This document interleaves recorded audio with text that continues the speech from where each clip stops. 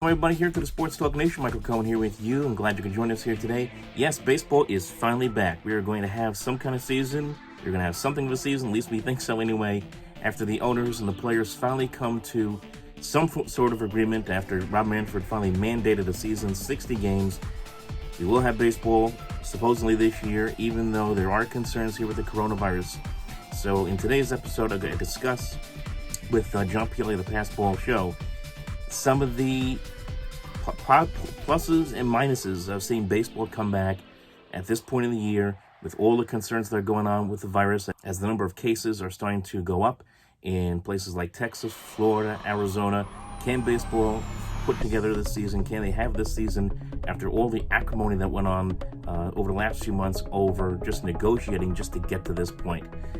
We'll see what happens. So sit back, relax, enjoy our discussion.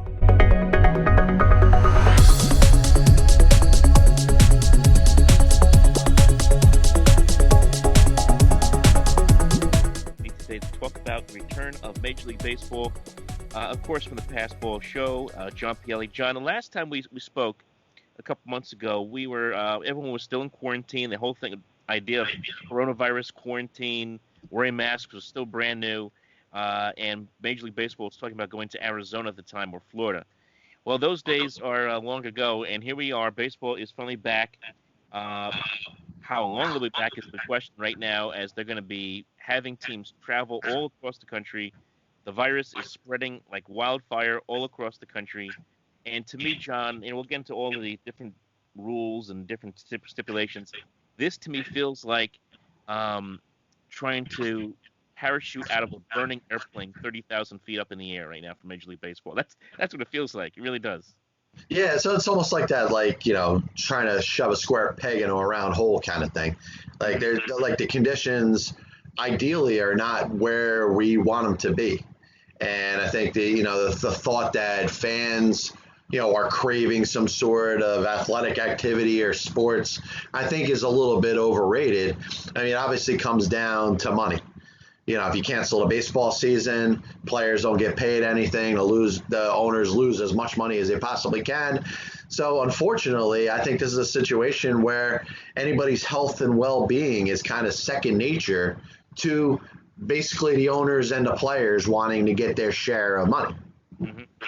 Yeah, especially the players, because now they get the full prorated contracts. Certainly, and they wanted as much money as they possibly could. That's why they came out to Major League Baseball and said, "Hey, look, let's play 114 games. Let's play as many games as we possibly can." And of course, the owners have been going on this run of saying, we don't want to do that. We're not going to have fans in the building. We're not going to have a lot of revenue. We don't want to pay you guys. And that's why for a while ago, I thought we're never going to have any kind of season whatsoever. And the fact that it had this clause just sitting there that was agreed to back in March, Bob Manfred could have mandated a season at any point. I sit there and I ask myself, well, why didn't he do that a month ago? Why didn't he do that 2 months ago when it looked like all the statistics for the virus were starting to go down? Why didn't he do this a while ago? And again, it comes down to money. It comes down to greed from the owners and even from the players. Yeah, and I think it's one thing that's reared its ugly head again. And it seems like every time that we're in a situation where baseball is going to look to do anything, it seems to be backing the agenda that the owners seem to have to try to push away the rights from the players.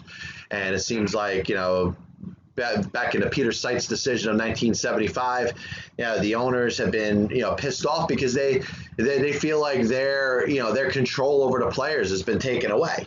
And through the collusion cases of the 1980s to the strike of 1994, even the most recent couple free agency periods where, it seems like there was something along the lines of collusion with owners just refusing to sign any of the top tier free agents. It's been a battle that the owners seem to be trying to wrestle away control back from the players. Now, it looks bad on both sides, but mostly it looks bad for the commissioner because, like you just said, Mike, it was something so simple. All right, when the coronavirus or the threat of the coronavirus subsides, where we feel like we're going to be more safe, we're going to feel like we're going to be in a situation where players are, safety is going to be, the best it could possibly be, the commissioner could just go out there and mandate a certain length of a season. And he decided to take that and try to use whatever leverage he could grab out of it by trying to claim poverty. Now the players very respectfully have said, all right, if the owners are claiming to have as much loss as they claim to have, just open up your books and show us what your losses are going to be. If your losses are that bad, just let us see it, and maybe we could come to some sort of agreement. Now, I think the thing kind of turned for the worse where the owners refused to show their books. Right.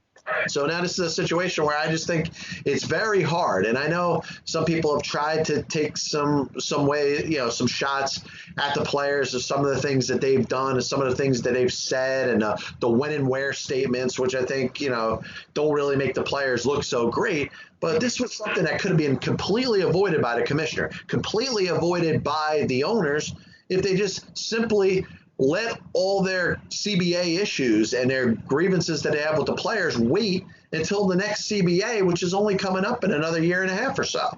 Yeah, that's it. I mean, now you created a situation where you're looking at labor unrest for a couple of years now to come. I mean, now you have this concern with the players. Their own personal safety is now a huge concern every single day. All the things that we're told not to do, or things that, as far as social distancing, washing your hands, wear a mask, be careful, as far as mass transit is concerned.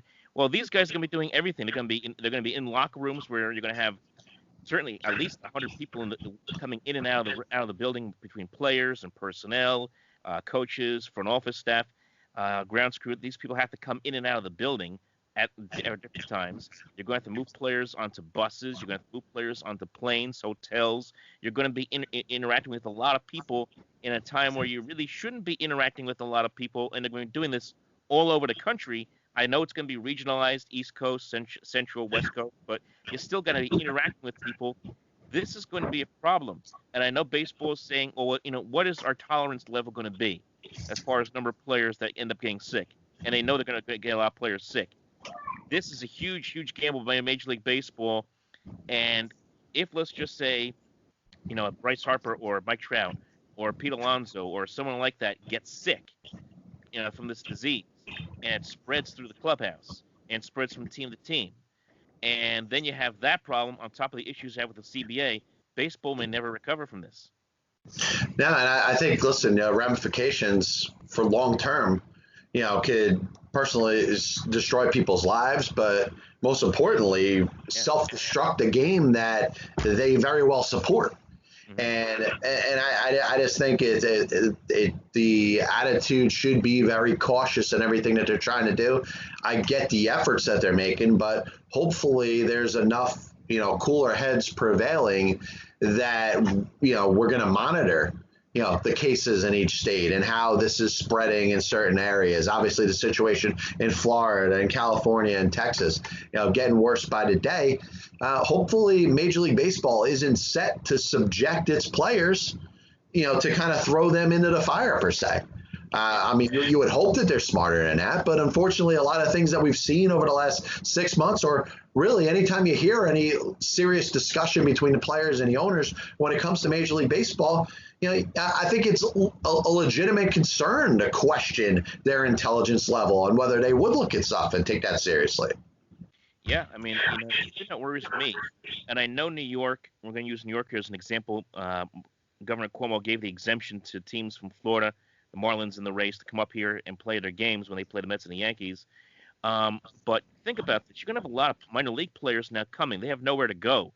So they're coming from Arizona, they're coming from Florida, they're coming from other parts of the country, sometimes even other countries for that matter, and they're all going to be congregating in New York, for that matter, Citi Field, Yankee Stadium, for the first couple of weeks of spring training. I mean, we're going to start with like 60 players here.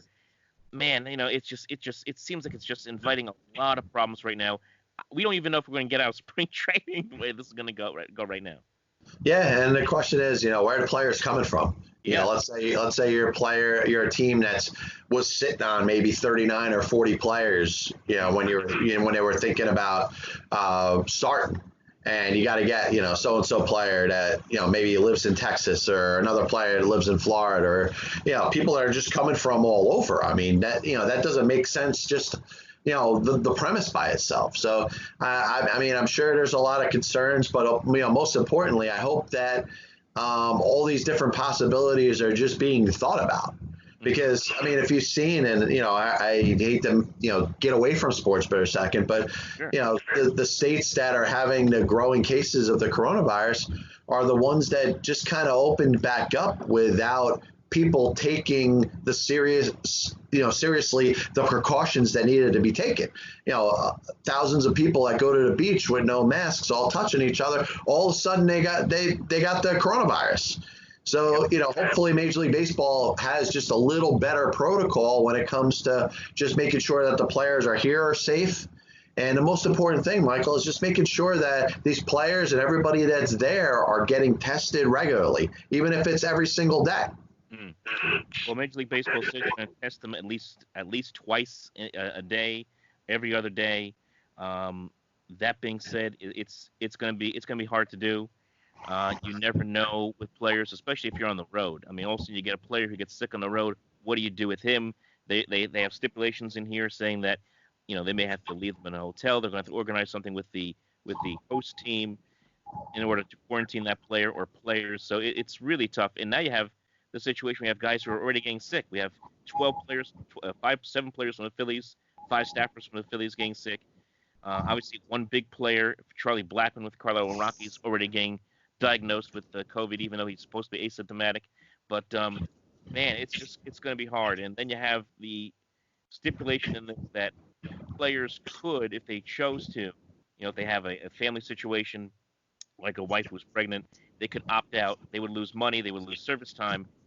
But that's going to be interesting to see, too, in the next couple of days, which players are not going to show up. And if you have big stars not showing up, does that create a problem for Major League Baseball, too? No, it might, but I think I look at that a little bit differently. I mean, if somebody, first of all, has, underlying conditions or a weak immune system or something like that, I mean, it's hard to hold that against them if they choose not to play. If somebody has, sick family members or something like that, or have legitimate concerns. I mean, even as it applies to basketball, I can't really get on, let's say, like an Avery Bradley, for instance, who decides not to play because, he's worried about, the issues that his son has with asthma and stuff like that. I think it's something that from the outside, like, my perspective, your perspective, I think it's fair to respect that, but also understand that, those things probably take precedence over what we're looking at as just a game. It will be weird seeing players wear masks, seeing players sit in the stands, but if the end result is that the majority of the people are safe, we get through this season without a large spread of this virus. Of course, you're probably going to find out players on every team are going to have the virus, whether it's asymptomatic or not.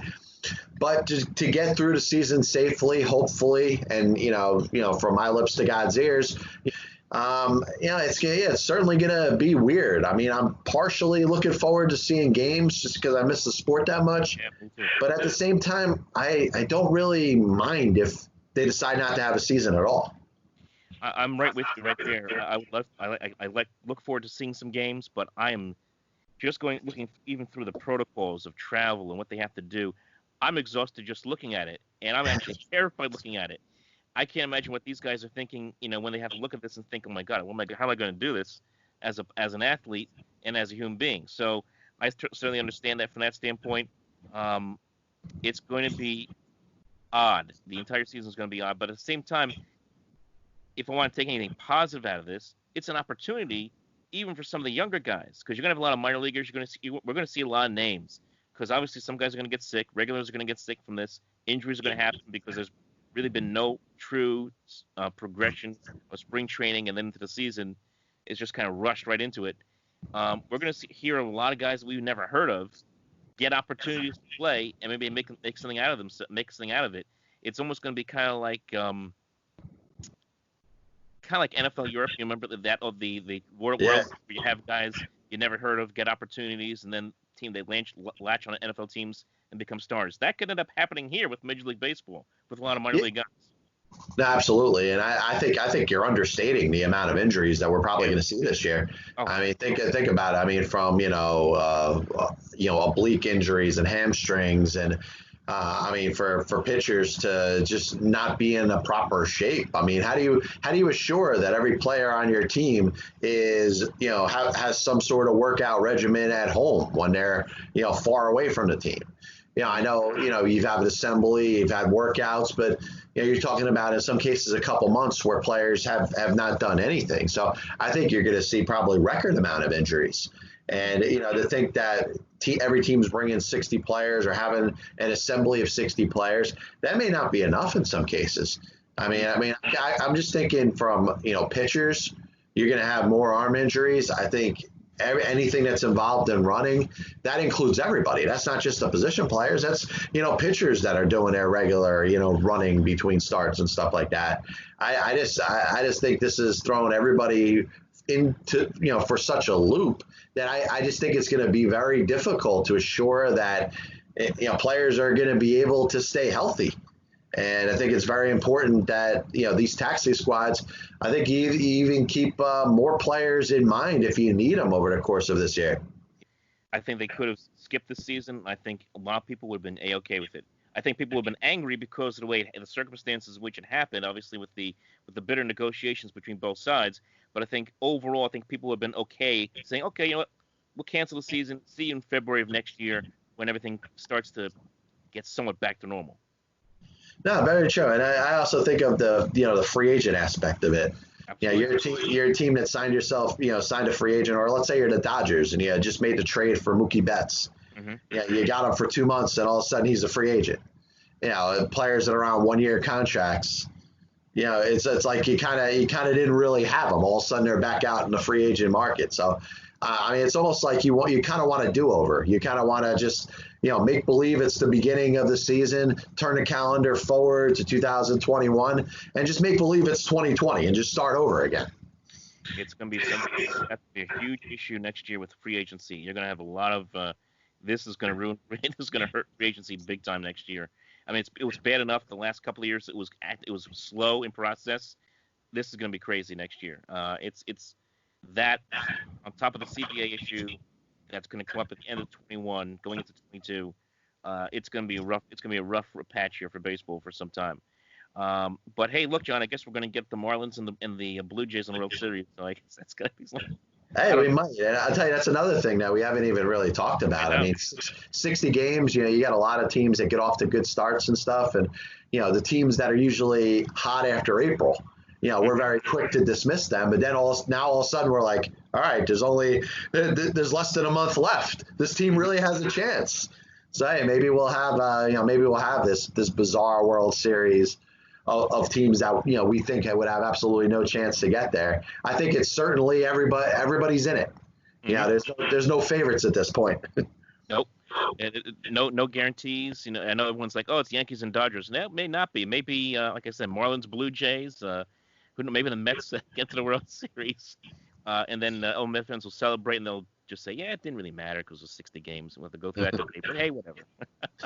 Hey, you know what? At least I'll get to see another one before I die. Oh, don't say that. Sorry. Stop that. Oh, my goodness.